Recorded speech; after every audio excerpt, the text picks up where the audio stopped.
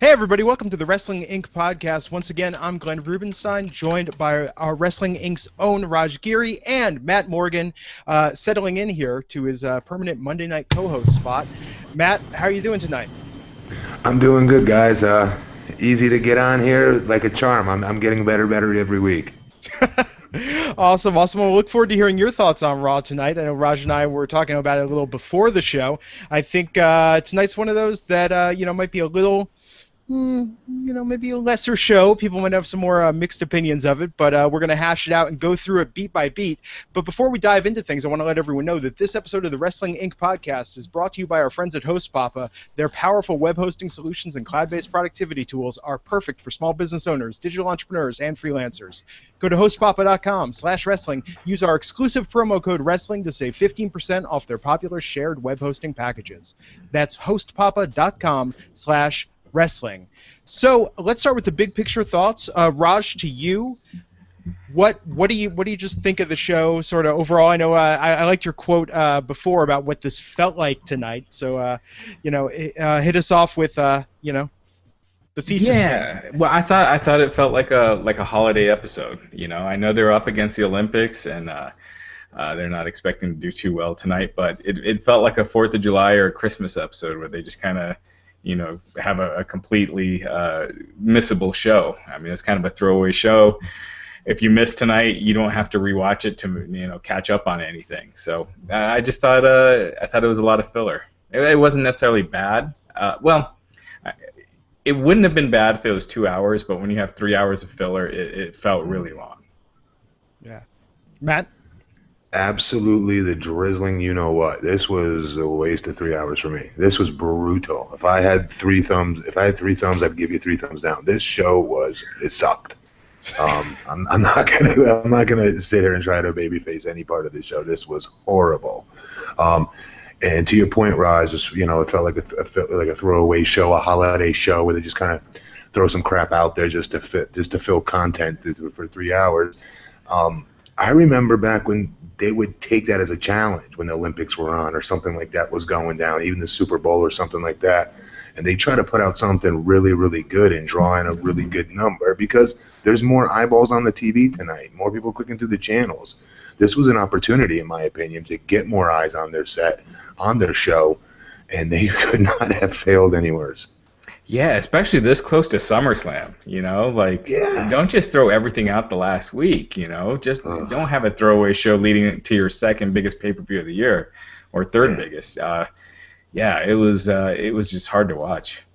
Well, it's tough because here we are in this new era post-brand split, where the shows are supposed to be ultra competitive, and to just have sort of, a lesser effort seems, I don't know, like a real way to kill the momentum. It's funny, though, what you mentioned, Raj, it's like, if you missed this episode of Raw, you don't have to go back and rewatch it. I feel like Raw, and I say this as a fan, Raw is the one wrestling show you absolutely can miss because they're going to recap the hell out of it. You're going to see the recap on Superstars, the recap on Main Event. I was at 2 house shows over the weekend, saw the Raw recap there. I feel like basically everywhere I go, someone's trying to recap Monday Night Raw for me, basically. There, the next week on Monday Night Raw, they're going to tell you what happened last week on Monday Night Raw. I just feel like they really, really want to hammer home the main story beats. Yeah, and then we'll get to it, but the big angle with Mick Foley and Daniel Bryan, that just completely fizzled out. It was just nothing. It was just a complete waste. And they touted it at the beginning. We didn't even get a plugged main event so much as we got, oh my God, Daniel Bryan's tonight. So my first note was Daniel Bryan on Raw. Oh my God, this hasn't happened in 2 weeks?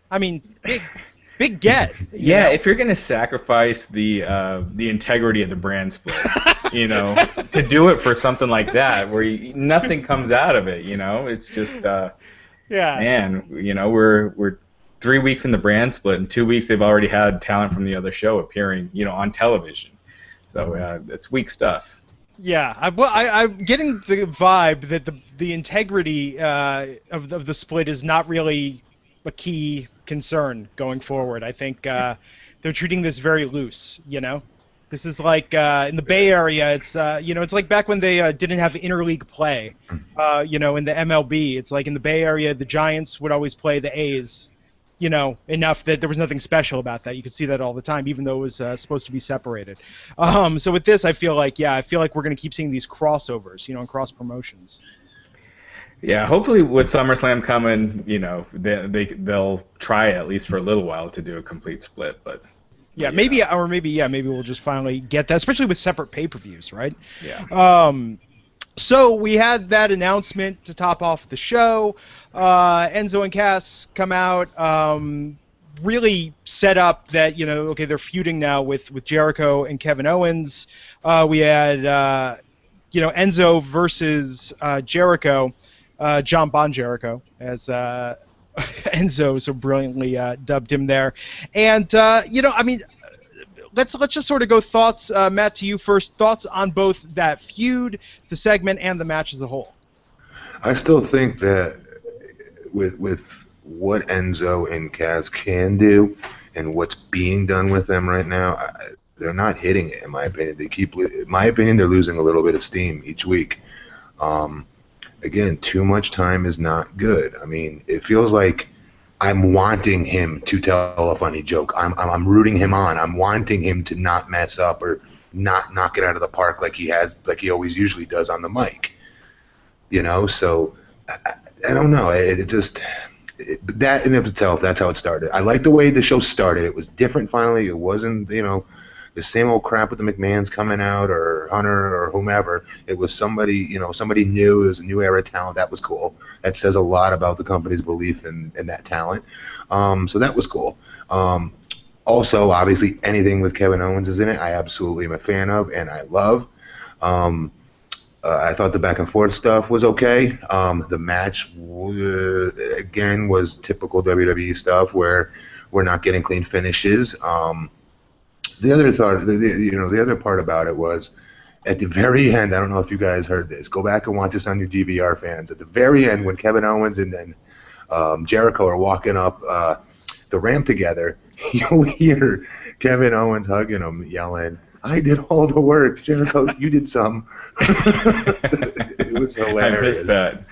Yeah, he does so many funny little things like that. Yeah, he was doing the "I won, I did it." Yeah, or I mean, it was kind of a throwback. Who did he do that with? Was he was tagging with a couple months ago? But when he was like, "He won, I helped," like Right. I mean, Owens is legitimately. I mean, I don't know if everyone picks up on it because you're right, Matt. You have to pay attention. But Owens is like legitimately one of the funniest guys in the entire company. But it's sometimes it's a little subtle and a little muted compared to like Enzo, who's more over the top. Right. Yeah, forgive my kid in the background, guys. I apologize. Oh, no worries. I agree with Matt. Like, I think sometimes less is more. Enzo, I mean, you could do some of it each week, just the basic stuff, but having to cut a new promo every week and trying to stay at that level, it can be tough. And when fans get used to it, it just loses its the specialness and the uniqueness. But that being said, I thought the first half hour of the show was was entertaining. I just think with Raw, as thin as it is right now after the brand split, I felt like tonight's show really hit home how thin the talent pool is on Raw as far as on top. In the middle, they're pretty stacked, but as far as top guys, they've only got Rollins really, because Lesnar is not a full-time guy, and so guys that really main event guys, they just really don't have many. So I almost feel like now is not the time for Jericho and Owens to be teaming together. Like they could be used individually and added to other segments on the show, as opposed to, I mean, you have four of the best promo guys in the company all in one segment, Raj, I never thought of it that way. That's a really strong point, actually. You're right, because we'll get to it later, I'm sure, the main event, but the main event is really where it hit home for me. Like, wow, they're very light on talent. But that's a great point. You're 100% right. Right now might not be the time for it. You could have just exactly what you just said, spot on the money. Yeah, and I mean, it was, the setup for it I thought was good, although, and I never thought I would say this, because I know the early naysayers were saying this, like, oh, Enzo's opening spiel is going to get old, at some point, right? It has to. Tonight it felt like he really was rushing through it. I mean, what do you guys think the over-under is? I mean, how long do you think that's going to keep getting the same reaction? I feel like right now it's still in that honeymoon phase where maybe when they debuted after Mania, the people that were NXT fans knew Enzo's rap down cold. Now everybody knows it, but how long until, they have to come up with something else when going out there. I mean, Matt, what's your thoughts for how much more they could sort of milk that as their big pop? I thought I was worried about the same thing, but I thought Enzo, and I still do think he's creative enough to keep throwing a lot of stuff against the wall to see what's going to stick. Oh yeah. The real thing with that though is he's going to hit a point himself. I don't care who you are; it happens to everybody, even like someone like The Rock or someone that's just humongous. Think of the best promo guys; it happens to everybody, where they hit a wall. And they do become a little bit more repetitive, and the fans aren't with it, and you start to doubt yourself.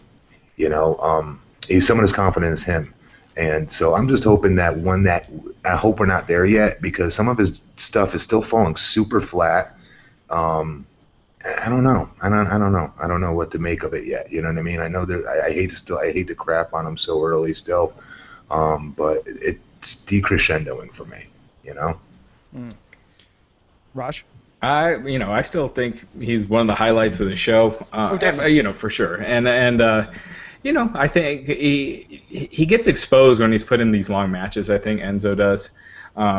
He's great on the mic. He's fine in the ring, but they're great in tag matches. So I think the fewer singles matches for Enzo is probably better. Well, and to your point earlier, Raj, I think in NXT they got them down to a really good formula where they would come out, he would do the My Name is Enzo Amore, they'd finish with the SAWFT, but in between they would essentially give them like 4 lines. He would have 4 lines, and they were usually not, knocking it out of the park. Whether he was doing the Connect 4, the Parker Brothers bit, the Vaudevillains, Get Back in Your DeLorean, Go Back to the Future. He would have like just some quick A material, and then they would have, not a brief match, but they would have a match that they got to go in, do their thing, the hot tag, and I thought that was a really good format and formula. It seems like it's kind of, I'm just cherry picking from both your points, Raj. For one, it seems like the setups are getting longer because he is so good on the mic, and the Raj, to your point, it's like the ring stuff is getting longer, and that's sort of exposing his flaws. I think that if they really want to get the most longevity out of Enzo and Cass, you need to figure out how to leave people wanting more, because as soon as people get their fill, then they've burned it. It's like they killed the golden goose at that point. And I don't want that to happen with Enzo and Cass. I love Enzo and Cass. No, me either. But since he opened the show last week, he opened the show this week. If he opens the show next week, that's, in my mind, kind of like to what you said, Raj, that's like, okay, they got no one else. They got no one else that can come out and get that opening pop and really set the show off and get it rolling, Yeah, I mean, it's only been 2 weeks. I'm sorry. Oh, sorry. Go ahead. I apologize. I disagree with that. I think absolutely Sasha Banks could. Yeah. I think Sasha Banks could come out and blow that roof off that place. You guys, you got to remember, the beginning of the night is a cheap pop, if you will. Whoever comes out first is generally going to get a solid reaction, even if they're So you have that built in. You have a built-in, I would say, 25% pop that's going to pop no matter what, because it's the first thing of the night for that babyface. Sasha definitely has the capability to do that. And there's some others too. I think Kevin Owens could as well. What they do right by him, but if he has the right material. Well, yeah. I think Owens. I think Jericho. Like I said, you got too many guys that are great on the mic that are put into one segment. But, all right, let's.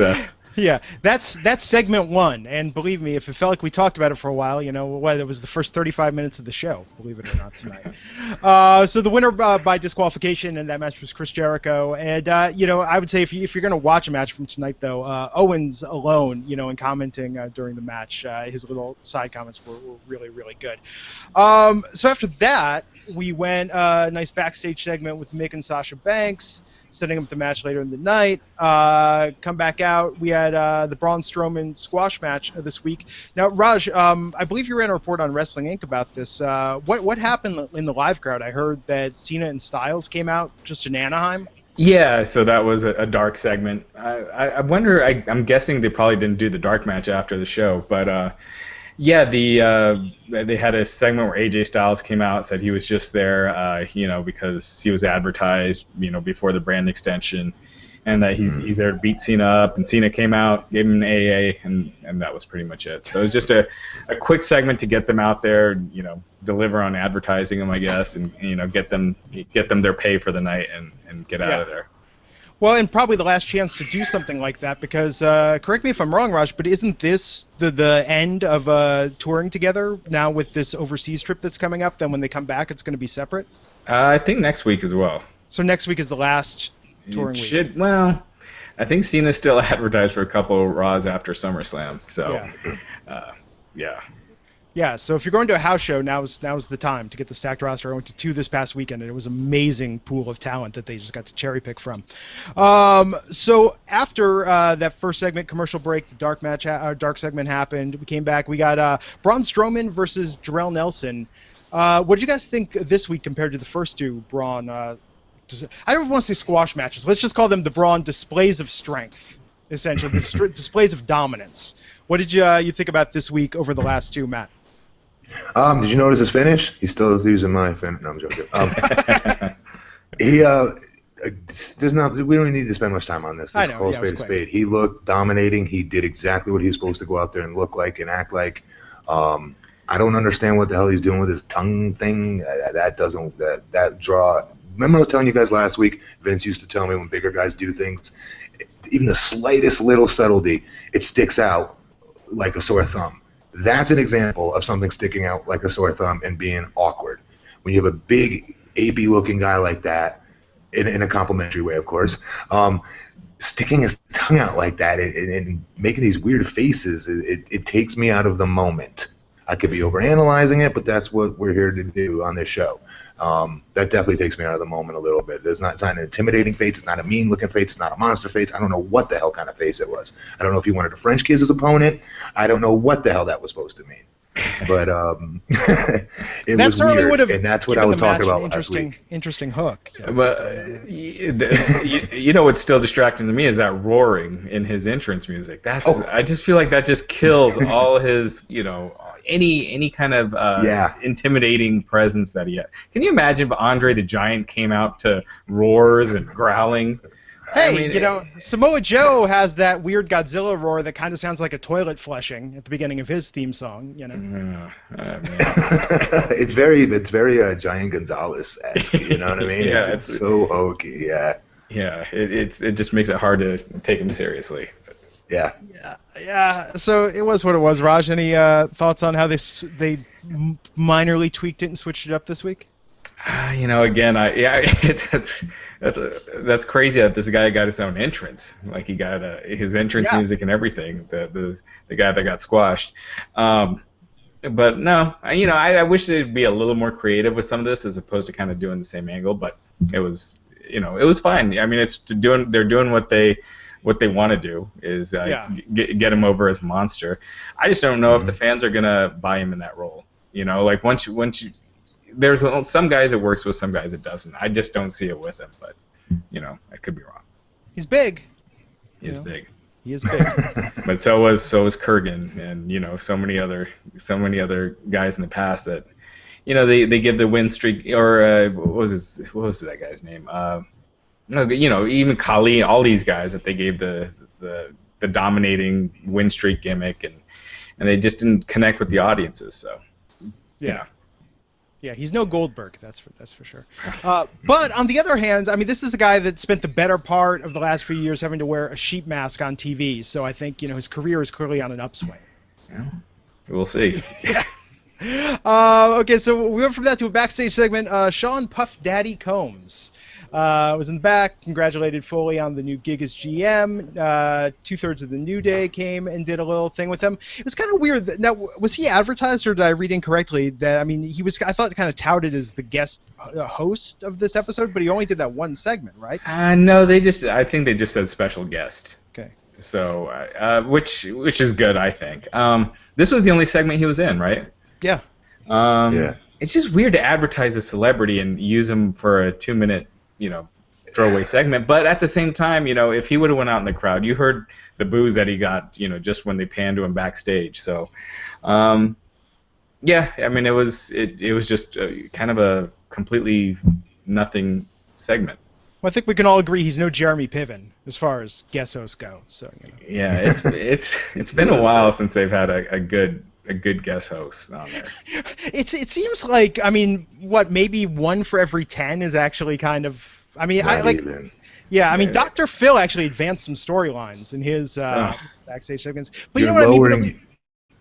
You're lowering your expectations, though. Remember, it's all within the context of crappy guest hosts. That's what we're talking here. Yeah. You know? Outside of Bob Barker, I can't remember. Bob was actually But that's the thing about celebrity involvement. I mean, for every Stephen Amell, I mean, there's just kind of. I wasn't a big fan of Stephen Amell either. Even that. I don't even like that. Yeah. Well, compare again. It's a low bar compared to some of the other ones. I mean, go look at the Wikipedia entry, everyone, if you want to see just what the competition is for the celebrity spots. So after that, we came back to kind of quick match between Darren Young versus Titus O'Neil. So this seems like that's the storyline. That's the rivalry now. The former primetime players locked in a feud with one another. Matt, your thoughts on where this is all going? Same thoughts as last week. Nothing. I mean, nothing really new. I thought, okay, the little twist at the end with Bob Backlund not looking when Darren pulled his tights for the win, that was pretty cool. That was okay. That's okay. Yeah. That's cool. But I don't. It is what it is. It's a sandwich type of match. It's sandwiched in there to serve its purpose. I like Darren Young. I think Darren Young they've been doing a lot more with actually than what he's currently doing. He's athletic as hell. He's got a great look. And when he was in the Florida Championship Wrestling, he was really somebody I thought they were going to do a lot with. He's got tons of talent, and he works his ass off. Yeah, I think it was just a 50-50 booking. Titus got the win last week. Darren gets it this week. They're probably going to wrestle a bunch more times, and none of the finishes are going to matter. So, like I said last week, these guys were partners forever. They could have done a lot more to build up this feud, and it's just a throwaway, feud just to kill time. Keep Bob Backlund getting paid. So he was at the Sunday house show I went to in Fresno. Bob Backlund, pretty over with the crowd, including kids that were excited to see him. Although the kid behind me told his dad that he was Bobby Lashley. That's who he thought it was. Apparently that's the only Bob name that he knows. Big difference. In wrestling. Yes, big difference. But no, Backlund, I mean, it's good to see him. I like, to me, it's that he's the high point of these segments. So we went from that into Seth Rollins addressing Finn Balor. Okay, so I think that these, this pair of promos, both what Seth did and Finn did, probably, have some split opinions out there, a little maybe divisive. But Raj, to you first. I mean, what did you think about the length of what Seth did and the content of how he was putting Finn over while at the same time trash talking it? Did anyone else think that Seth Rollins was saying Demon Kane as opposed to Demon King? Or maybe he said Demon Kane at first and then corrected himself? I thought people would think that. Yeah, that's what I thought he said at first. Yeah, but I mean, I thought it was again. This is basically your second main event. Outside of Lesnar and Orton. I just think you gotta put the pedal to the metal and make Finn seem like a top guy. And I didn't think they did that at all this week. Rollins did what he did. He cut a good heel promo, kind of standard stuff. You're not going to remember it in a week or two, but I just thought they needed to do more with Finn. And the Irish history lesson just wasn't enough, for a main event build, in my opinion. You know what? I was pretty impressed with one thing was that Seth did have in my opinion, the ability to not only still be a heel, because you got to remember, there's so many people in that audience that wants to chant. I want to cheer for him. I mean, he's entertaining as hell to watch in that ring. He's the best on the roster in that ring, in my opinion. But so he's battling that. His job is to go out there, which is a huge onus to put on him, which is to go out there, get, like you said earlier, to go out there, get the babyface over while also trying to bury the babyface and get heat on the match as well. There was no heat on the match itself. The heat was just him going out there and giving us a history lesson, like you said, on Finn. They're stuck between a rock and a hard place because the next thing that Finn's got to, that in my opinion should be doing, is people want to see the demon. I knew that was going to happen. I knew that was going to happen, and now they're kind of booked into where we'll get into it. What they did later with Finn's promo, which I thought was excellent. But the people want to see that live, and they want to see that now. And so anything that he does, like, he can do it. I mean, what do you do with him until SummerSlam? Well, you could have put him up against like Owens, like if you didn't do the tag match, you could have had him have a kick-ass match with Owens, get a big win, and just kind of get some more steam from him, because he got really over 2 weeks ago from wrestling, from just being in that ring. Yeah, and he's one that's going to do that for sure. Yeah. So I think just having a great match with Owens and just winning, and that would have, I think, done more than what they did this week. Pick somebody else other than my boy Owens. No joke. No, but that's Jericho. the thing, though. Yeah, no, I mean, but anyone. I mean, the thing with Finn, I think his appeal on the main roster is that he doesn't look like, he looks like, kind of like a smaller guy. Nice looking, presents himself well spoken. I mean, you don't think of him as the guy that can go in there and just really kick ass. I mean, he does some amazing stuff in the ring, and I think that's where the contrast is. And then with the Demon on top of it, he shows this whole other side that you just don't, you wouldn't guess just by looking at him. So I think that it was kind of weird to have Seth going the mythology history angle and talking about it. That is how he got his name, though, Finn. Yeah, no, and I understand that. I'm surprised they even talked about it. Yeah. Well, but isn't that like kind of one of those things, though? I mean, it's like a joke. It's like a thing. It's like if you have to explain it, it's not cool anymore. It's like yes. Like Good that's point, the yeah. Easter egg, right? Like Finn Balor, I'm gonna look that up, and they're like, oh, did you know Finn means demon? Like, but if you have to tell people like Finn Balor's a demon, it's just like you shouldn't have to point that out, You're right. Yeah. So I mean, I don't know. In pairing with each other, it was I feel like, and I think the Demon will deliver, but it's very clear tonight that that's 100% what they're pushing as the draw of that match. Is that, okay, we're going to see the Demon. That's the build-up. One Seth line that he said, and I know this was just facetious and scripted, but God damn it, now I want to see it. Seth said at SummerSlam he's going to ride it on a white horse and slay the Demon. They better sure as hell get him a white horse to enter in SummerSlam with his white ring gear. Oh my God, that would be awesome. That would be heat. Yeah, that's what I want to see. That's absolutely what I want to see. And get him a sword, too, while we're at it. I mean, Triple H has had these ridiculous, entrances and whatnot. I think Seth can do it for SummerSlam. So we had that, came back, and then this was interesting because I saw the same match twice over the weekend. We had Sheamus versus Cesaro. And I thought it was really interesting how, the storyline obviously carried over and had repercussions into the main event. But, I mean, what did you guys think of the match itself, Matt? To you first. I'm sorry, I missed the last part of that. To you first. What did you think of the match? Which match? I didn't hear that. Sheamus and Cesaro. Sorry.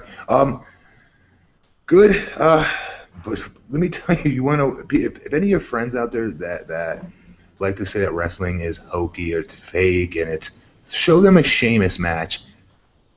He brutalizes his opponents in a safe way. He hits hard. His stuff looks real, really real, as does Cesaro. So I like those two working against each other. I don't like where they're at though, within the WWE hierarchy as far as the totem pole right now. So it was kind of one of those matches just to get Cesaro a little bit closer to where they need to get him to for later on tonight, and it served its purpose. It was what it was, similar as last week in my opinion. Yeah, again, I say this every week, but when you're starting off a feud and you're starting it off with a match, I just don't feel like that's the way you should do it. That should be where you get to, and they've already done two, and it's going to keep going. My guess is this will probably be your SummerSlam kickoff match. Will be Sheamus and Cesaro. And that's a shame. Again. Yeah, isn't that a shame, Raj? Absolutely. I mean, I think both of these. I mean, Sheamus was WWE champion last November. Yeah, but again, not really. Not really the champ. I mean, but he was way higher up than he is now. Than he is now, yeah. And both these guys can go. I mean, I think they both are gifted, talented guys that just been hurt so badly by booking. Well, with Cesaro especially, because I mean, I think that he still has just a lot that we haven't seen from him yet. I think he can just do so much more than they're giving him the chance to. And he puts on a great match. That's what I'll say. And I think Sheamus too. I mean, no matter what position they put him in, they go out there and they exceed the expectations for that match. I mean, if they are relegated, we say kickoff match. You mean kickoff of actual SummerSlam or the pre-show, Raj? Yeah, the pre-show. Yeah, pre-show match. I think if they do the pre-show match, it will be, it will be really good for a pre-show match. They won't treat it like a pre-show match. They'll go out there and do it like the wrestling, the main event. And I really respect that about the both of them. But yeah, it's and that's part of the thing in this. It's like, this is where it's frustrating at week 3 in this new era of Raw, is that we shouldn't keep saying again and again when they do these matches, well, my thought about it is the same thing I thought about it last week when they did the same thing last week. That was the whole point of this brand split, was to stop doing this. To just, it's like your mom telling you that you're having meatloaf leftovers again, and the next night you're having the leftovers of the leftovers, Right. Well, the one good thing too is, at least if Vince takes the cruiserweight division seriously, they got that coming up. So that'll help not overexpose a lot of these guys. By having a couple cruiserweight matches on each show. So we came back from that, and we had. Let's see. Pardon me. So yeah, there was the tease for the Lesnar Orton segment coming up, but. No, then they did it. They did that. Okay, that was the segment before. So the Lesnar Orton segment, I mean, did you think that helped build the match effectively, Raj? I mean, did it really add anything dynamic that's going to make people that didn't care about Brock versus Randy care about them? I don't know. I just think Lesnar is so damn effective when he talks. He's talking about Orton and how he doesn't, give a what. Yeah. He's just, I get why Heyman's there. I know he doesn't like doing promos, and Heyman's so great, but just once in a while letting him talk, and I think he showed it tonight. Just him saying a few words, it's just so effective. And I thought it was, a good way to build a match without them having to do another thing crossing brands again. So, I thought this was good, and I wish they'd give Lesnar some more promo time, or I wish he would, take it upon himself to say a few things here and there where it just leaves an impact. Yeah. Matt? Because everything he says is real. You know what I mean? Mm-hmm. Everything you believe, everything he says, it's not promo-esque. It's not promo-ish. That's the Viking I was telling you about, like what you heard tonight. That's how he is. I thought it was very, very serviceable for what it needed to be. It was good. Yeah, the thing that I like about Brock when he does talk, when he does do it, is just that you get this vibe based on everything that I know and read about him, is that he just doesn't care. It's not scripted. He's just shooting, and they had to bleep him tonight. I like that. I like that it's few well-chosen words that are off the cuff, and I think that in those doses, that's really effective. But, I'm more curious about the outcome of this match, just to see how they're going to end this, because it seems like with Randy being so over in his return, with Brock's dominance, I mean, I don't know. I don't know how they do a truly satisfying resolution to this match. I think it's going to not necessarily be controversial. I mean, certainly not like breaking the streak, but I think that, people are going to be surprised one way or the other. I think people have strong feelings. They're just going to go one way or another. I thought it'd be 100% Brock, and that with Randy returning or not. But that said, with the whole failed drug test, the whole UFC thing, I don't know if that plays a part into it now as far as where they go with Brock. I don't know. I just think there's just been, I've said this before with Ambrose, before WrestleMania, that there's just so much equity in beating Brock Lesnar that you don't just want to waste someone beating him. And I just don't think Orton's the guy to waste a win over Brock on. It's the same thing as Undertaker. You don't want just anyone beating Undertaker. It's going to mean something. So when you do it, you do it with the right guy. So you think maybe as long as he goes out and hits let's say 10 RKOs, then the audience will be satisfied, even if Randy loses. Just as long as I don't think the audience will care that much if Randy loses. So? He hasn't been that hot on SmackDown. They won't. They pop for him like he's been around. It's not like this big star has returned. I think there's just Orton. He'll always get the nice pop, but it's not like this big superstar reaction or anything. I just think it's that move. I mean, like the RKO, and I noticed this weekend at the house shows. Like I've never. I mean, in any wrestling that I've ever watched, like a move that was just as popular as the RKO, it's basically like Skinner coming out and everyone yelling "Freebird" from song 1. Like somehow if they don't yell it, they're not going to do it. It's just I don't know. I mean, could you think of another move that's like that popular? Yeah, but I don't think. DDT. Well, not more than the wrestler. Yeah. No, I don't know, but no, you're right. He's definitely older, but I think I mean for the sake of SmackDown though, I mean he's one of the top guys on SmackDown, so I mean they've got to. I don't know. I think that's but he's the not challenge. Brock. Well, but he's not. But Brock's not really on Raw. I mean he's on Raw, but he's on Raw next week, but he's not really on the Raw roster. You're not going to see. Staple. I don't know. I just think it's like how do they build? They can build something with Randy. With Brock, it's just he comes in a couple times a year and does this thing. So in a second we're going to talk about what. I think, was the main event of the night, even though it wasn't billed as the main event, which was Sasha versus Dana Brooke. But before that, I want to take a second, give some love, and thank the sponsor of this episode, our friends at Host Papa. Hosting a website, I don't care when you got your first website online, whether it was for your business, a fan site, a project you were doing, a lot's changed. It's not just about learning some HTML, slapping something out there, and, everything's smooth sailing from there. Lots of stuff can go wrong. You need to worry about web security. You need to worry about backups. You need to worry about SEO. Host Papa has complete turnkey solutions that make it easy for anyone to get a website up and running. They literally have everything that you need, including lightning-fast servers, professional email, automated backups, cutting-edge security, and hundreds of cloud-based productivity tools.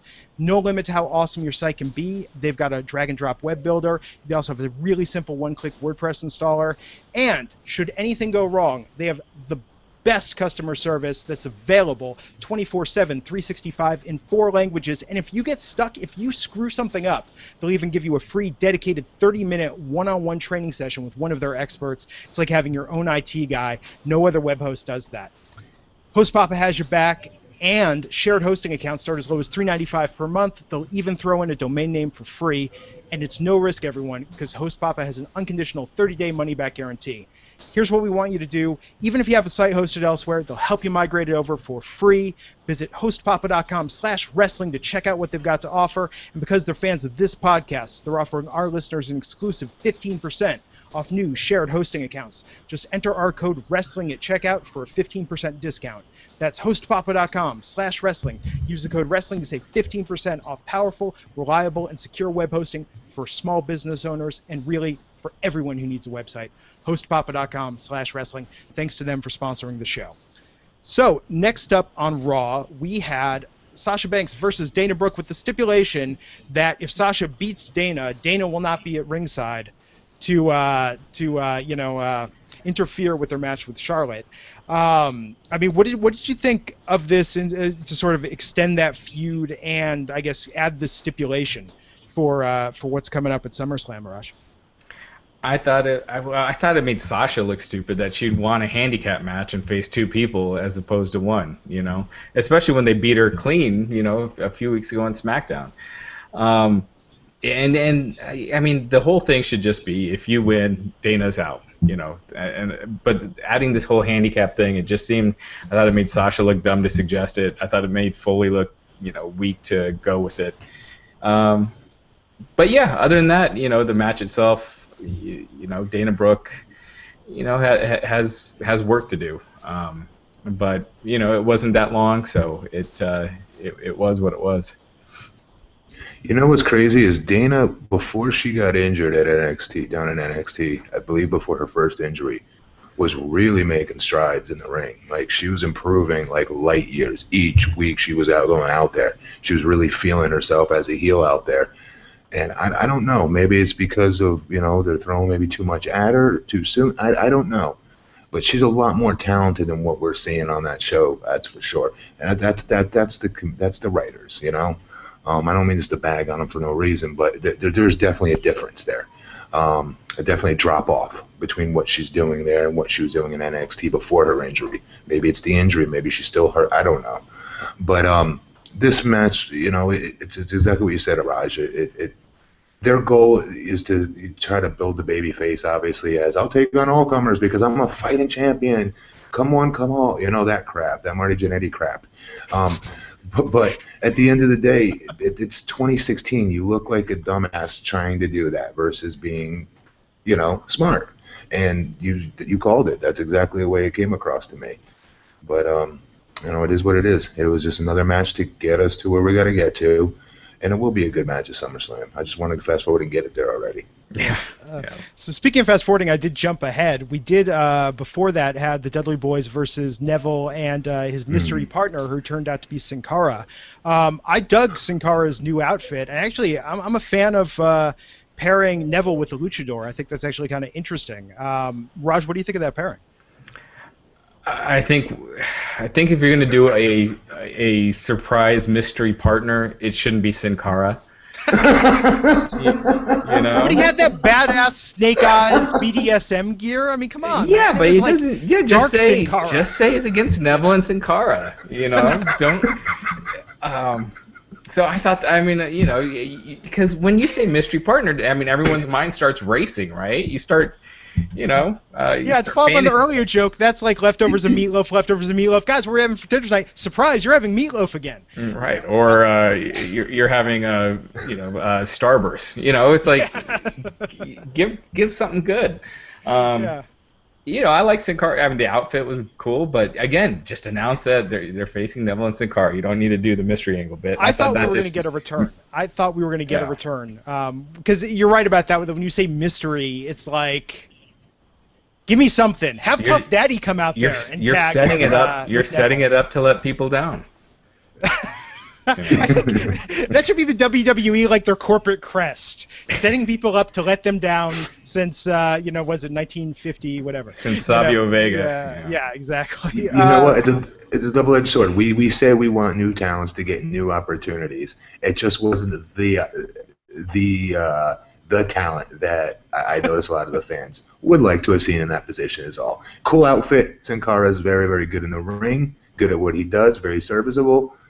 But it was what it was. That was not a spot to bring him back in that position. And that has got to be the quote of the year, by the way, we said earlier.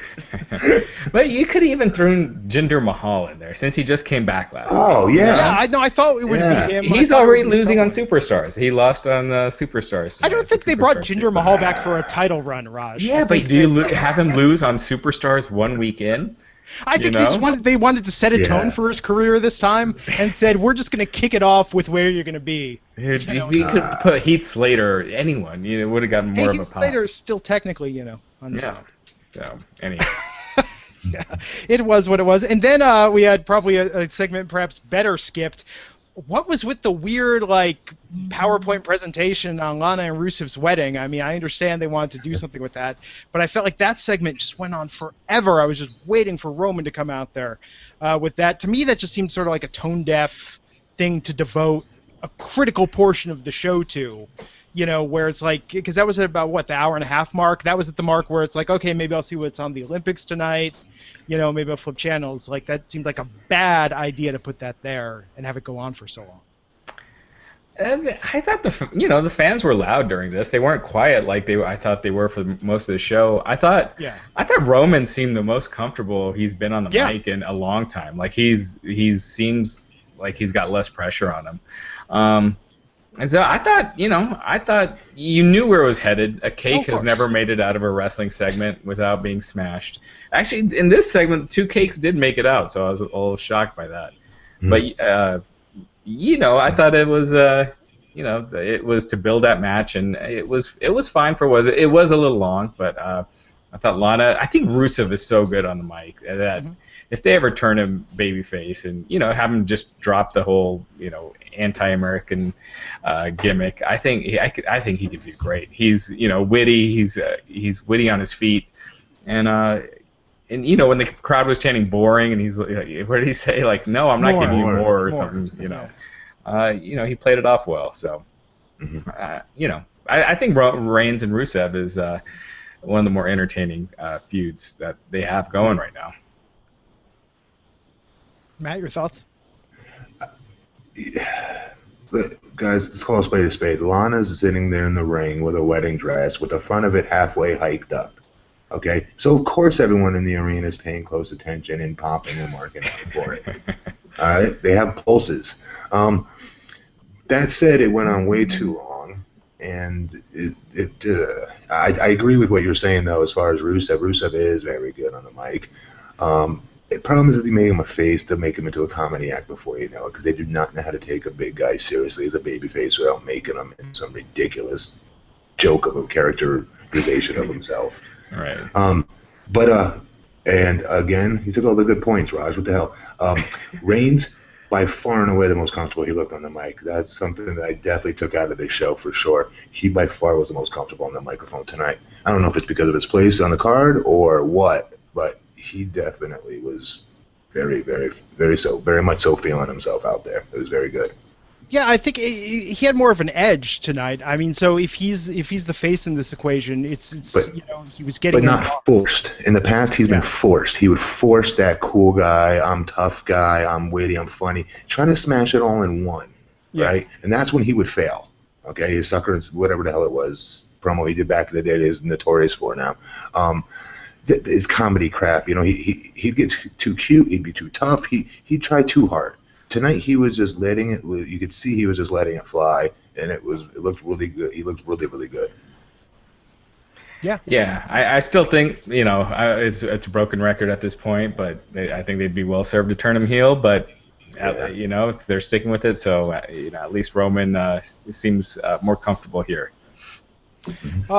So jumping back on track, they had the Dana Brooke versus Sasha match, and then after that we had a Finn Balor promo that was pre-taped.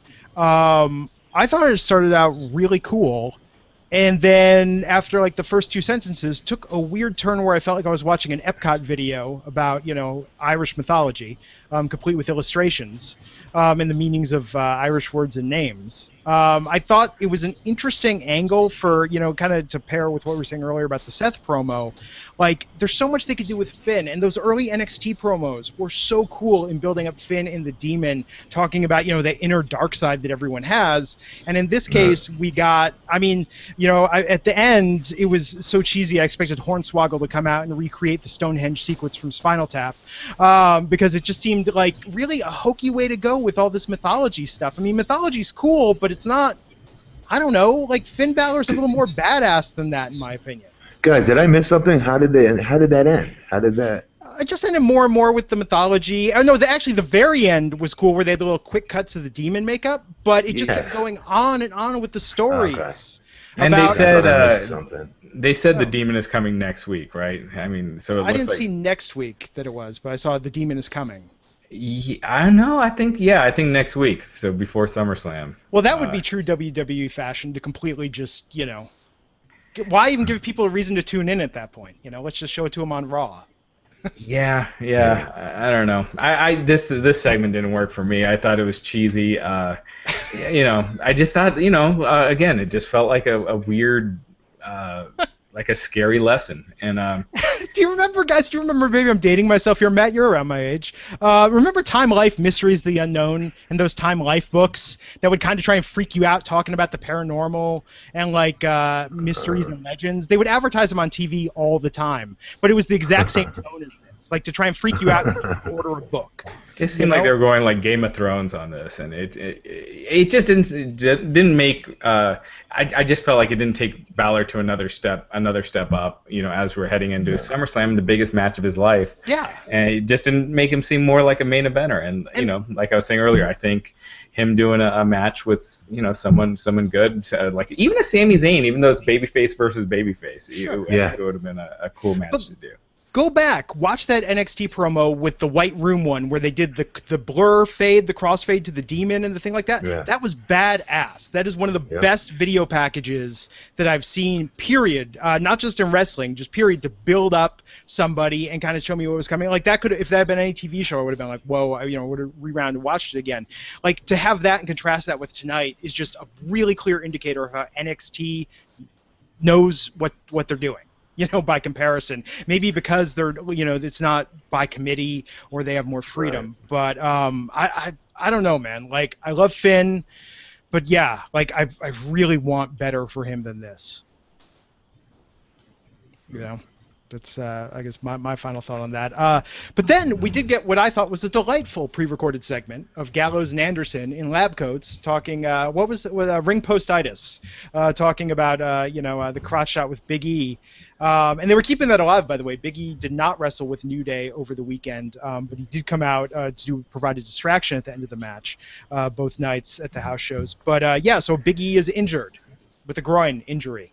I mean, what did you think of? I think Gallows and Anderson are actually great at doing comedy. We maybe only don't realize this so much because when they're with the New Day, it's hard to sort of outshine them. But on their own, I mean, I thought it was really funny. I mean, Raj, what did you think of the segment and the build-up, and then also the match as well? Yeah, I thought it was great. I thought they were natural. They didn't seem like they were overacting. They have like just natural chemistry together as far as like with the humor, and so I thought this was really good. Yeah, short match though. Gallows squashed Kofi Kingston. Yeah, I had a problem with the match. I don't feel like a champion should be getting squashed. Why not in a singles match? Why not in a singles match? No, I definitely think he should have, like Gallows should have won. But I think when you make someone that's a tag champ just look like they're so easy to beat, I don't know. I think it just makes the tag team championship look weaker. Sum of all parts, as a collective force, they're at their best. Singularly, Big Blue Gallows should put him through a wall. You guys, we keep saying it every week that we want to see more out of these guys. We want to see them booked to a certain angle, to a certain level with guys that. When I'm talking about the club here, guys. We want to see them raised and not just be working the same exact crap with New Day every single week, and it's getting old and it's getting, so like these guys have got to get something out of this here, and as funny as they are, there's so much more that those two can do, guys, that they haven't shown, that we haven't even seen on TV yet. So the promo was hilarious, I thought, and then it's what exactly needed to happen, in my opinion. You made Luke Gallows look like a bad mother, what out there, and absolutely crush him. Luke, I mean, the finish, the way it came, it made sense. And they were probably short on time. Let's throw that in there. Well, because we needed time for that next segment about the Scooby-Doo direct-to-DVD movie and that R-Truth Gold Dust segment. It's good that. Are we going to even talk about this? No, we don't. That's, I think, all of the segment needs mentioning. Although, I did actually watch the first Scooby-Doo movie.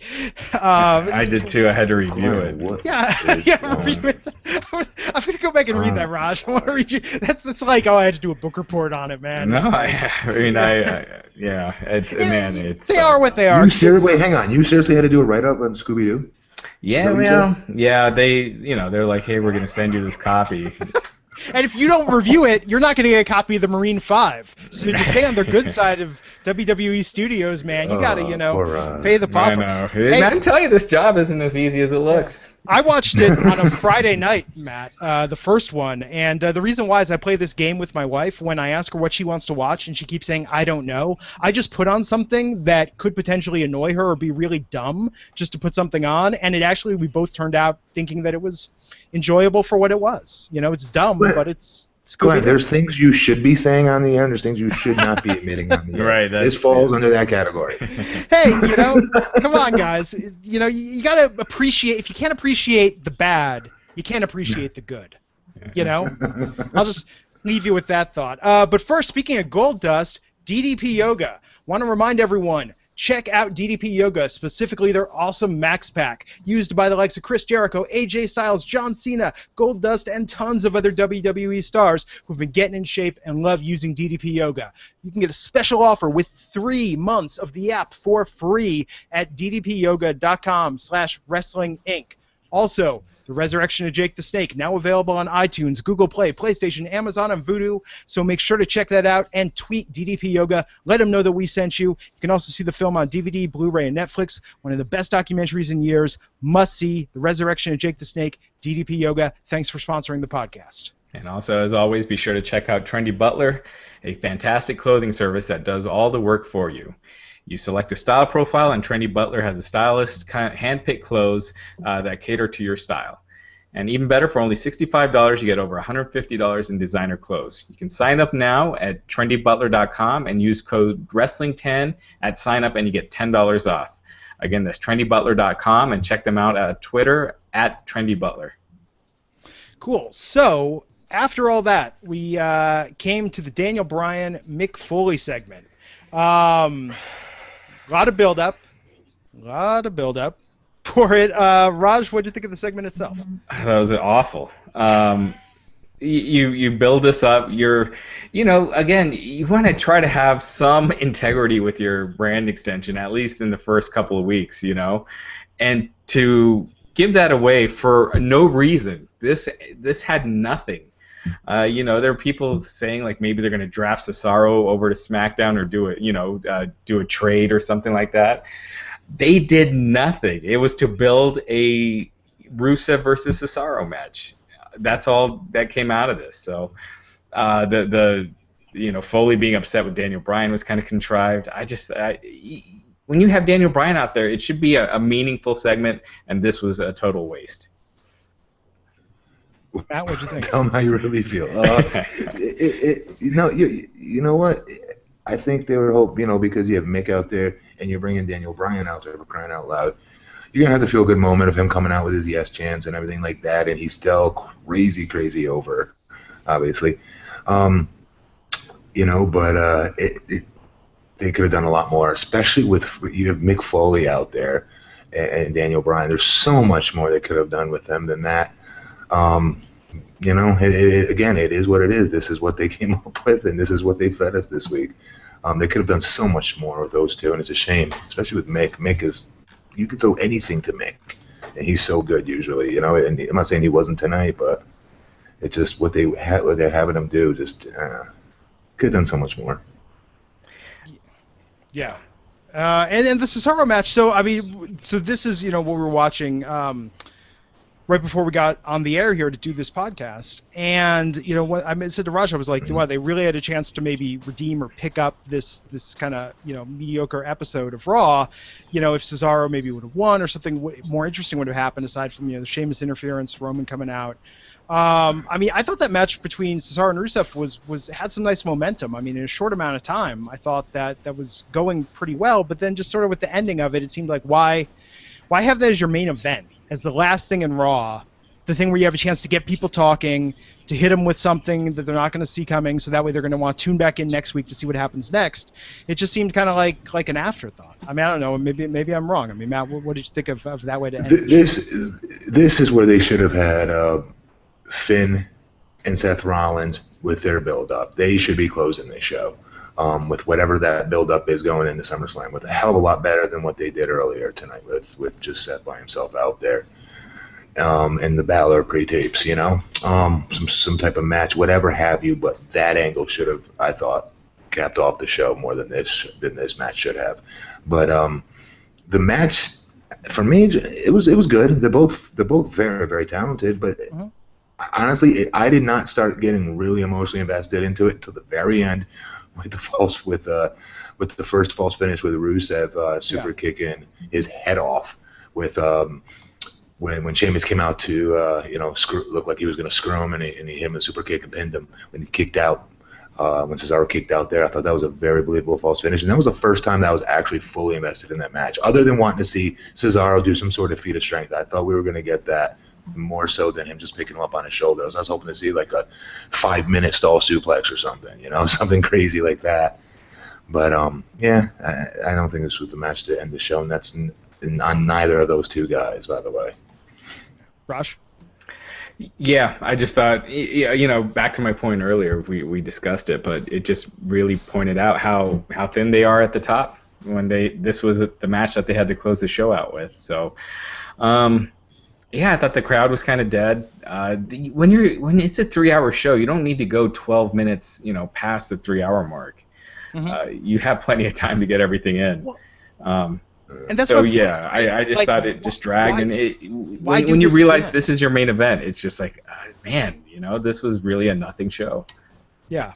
If the title had changed, and my prediction, I was thinking the title was going to change, that was going to flip back next week and at least give us some momentum, going into SummerSlam with that belt. But even that was a weird thing about Rusev coming out during the, what led into it, right? Because Rusev came out during the Bryan Mick segment to talk about how he was going to defend the brand as the U.S. champion and all this. I mean, I don't know. It just, and that's what it felt like to me, like a lot of false starts, like they got some momentum going and it was like, no, it's just not really there.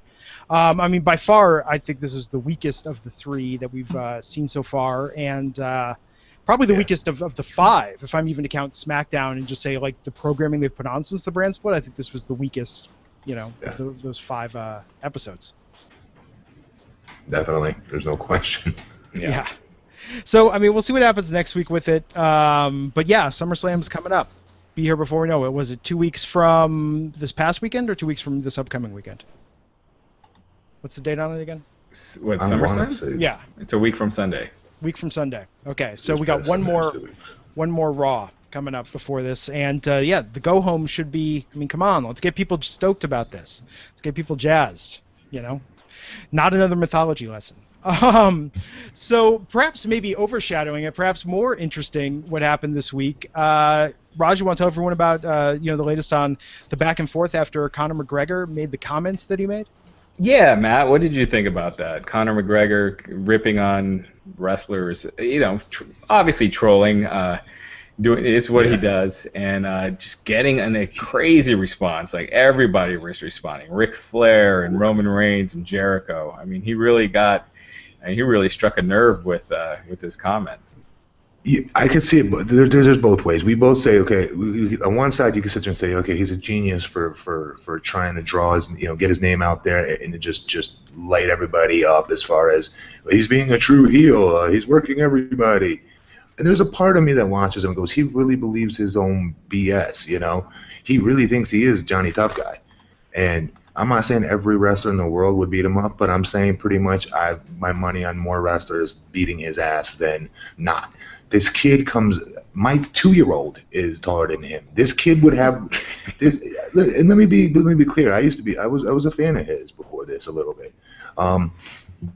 He's talking about crap just to throw stuff against the wall to get his name out there, and he's using what I did as a profession, and we take that serious, every once in a while when people try to take shots at it like that, because it's scripted and stuff, but these are some legitimate tough guys that work hurt nonstop and can throw down. This is just a profession that they chose over doing something where they would legitimately throw down for money. UFC didn't pay the guys a lot of money back when a lot of us were coming up in WWE and wrestling. Now they finally do. But trust me, Conor McGregor would have a hard time getting on a freaking roller coaster ride, let alone putting a chink in my armor. I would punt that little sawed-off midget pissant halfway across Orlando. All right? So he doesn't even want to bark up my tree because I would backhand the freaking piss out of him. And I would say almost of note that I think it takes more precision and control of movement to come within half an inch of actually hitting or kicking someone and making it look real than it does to actually just do it.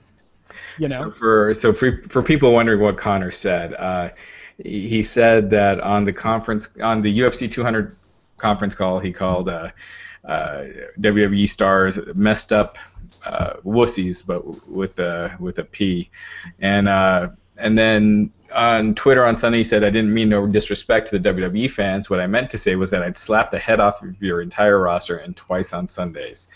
Obviously, just trying to get attention. That's his. He's like Chael Sonnen, where he'll say stuff that's absolutely not true. It's clear that Conor is influenced by pro wrestling, but I think Matt, I don't think I could put it any better. It's still disrespectful at the expense of the business that kind of made your persona. Yeah, 100%. Ric Flair, I like Ric Flair's comment on it, actually, I thought that was pretty perceptive of Rick. I didn't even think Rick watched him, honestly. Yeah, he probably doesn't, but he heard that comment. And to a degree, hey, good for Conor for getting it out there. I could see, that's what I'm saying. It's a double-edged sword with my feelings toward it. Part of me wants to, like I say, drill him into the ground. Well, but don't you think, though, I think both wrestlers and wrestling fans, I think we're almost still living in like a post-kayfabe era where, like, to even say it's fake or these guys aren't tough or any of that stuff, it's kind of like what is it, 1991? Like, I don't know. I think people know that it's hard. Most people He- can't he's do it. he- Glenn, Yeah. he's not Yeah. Glenn and Raj. He's not the only one. The other UFC Yeah. fighters Oh, yeah, I have know. made these little pot comments like that, and a lot of So every once in a while, you do gotta speak up for the business, whether you're still doing it or not. Yeah, my personal opinion is this fight isn't getting the traction that their first one got, and he wants to get he wants to promote it, Yep. get and make headlines. So he 100%. knows WWE wrestling fans are passionate on social media, and getting this out there would get a reaction, and boy did it ever. So I think it was just working the internet to generate more interest in this fight that's not getting as much as his previous ones have gotten. Yep. Yeah. I don't know. It's amazing to me sometimes the stuff that sticks. You know what I mean? It's like so much happens, so many news bits. It's amazing to me the ones that become stories and get this life of its own. Raj, you want to bring Just in for the record, Yeah. I'm sorry. No, Conor, go for it. you guys, Conor McGregor would not even be a cruiserweight. Just for the record, you guys know this, right? He is short. He'd be shorter and lighter. I'm just throwing it out there. Well, he's probably he's fighting at What? lightweight in this next fight, so he's probably about 170. Are you kidding me? Do you know what I weighed when I was in 8th grade? Well, maybe he can go, tag with Swoggle on the Indies now, I'm just saying. He had to listen. When he fought Diaz the last time, what was one of the biggest glaring parts of that match? His punches were not doing as much damage as they'd done to his previous opponents because he stepped up in weight class. There was a noticeable difference. What the hell would he do stepping up in weight class or fighting against some of the pro wrestlers out there that know what they're doing and can throw friggin' hands? Not every wrestler can, but a lot of them can. Oh my God, Kurt Angle. The list goes on. What Kurt Angle would do to him? Oh my Lord. Or Bobby Lashley, Just guys so with many. legit- Not even the guys. Surprise! Not even the guys that just shoot fight. Tons of guys that just the barroom fighters. There's so many. Yeah. He did what he did. He got his attention, but it's definitely disrespectful. Yeah. Raj, you want to bring everyone up to speed on the latest releases? Ryback was officially released, and then Joey Styles. Yeah, Joey Styles. He did this Facebook Q&A. It's not confirmed that this is the reason why, but he did a Facebook Q&A. I recapped it today because WWE had removed it shortly after he did it.